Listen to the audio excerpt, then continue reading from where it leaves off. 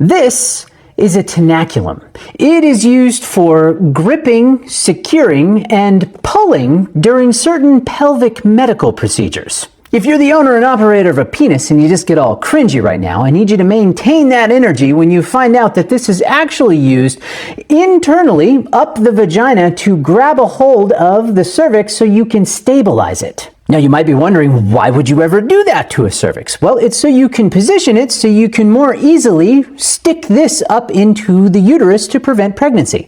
This is a copper IUD. But how exactly do tools like this work their way into medicine, and why aren't there better options? To answer that, we're going to have to reach back into time and grab some history.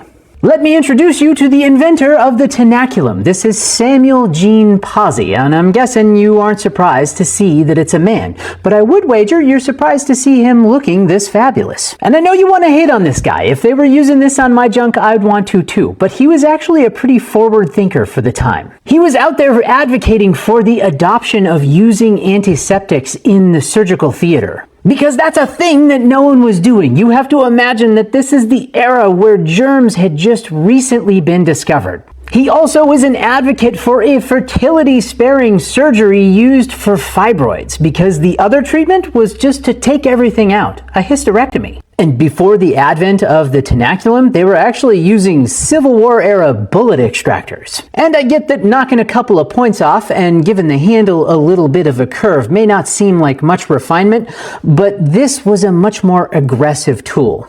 And here's the part that's going to make you mad, is that pain relief options were better back then, because morphine was being widely used, and I mean through all procedures, including labor. And as it turns out, it's easier to handle some firm stabbing of your cervix when you can ask for a shot of the good stuff. It's not often that I have good news, but there is competition for the Tenaculum, and it is available now. This is called Caravix. It uses gentle suction, as opposed to the little pinch, to position the cervix during procedures. And while it's not available everywhere, it's worth asking if it's available where you are, because it is clinically proven to reduce pain and bleeding and comes in a convenient 5+5 starter kit. And depending on your perspective, $100 per unit might be affordable. And if your provider's not willing to spring for that device, maybe remind them that 10 tablets of actual pain relievers is under $5. And I think historically Samuel Pawsey would be on board with this. Either give me a new device or give me them drugs.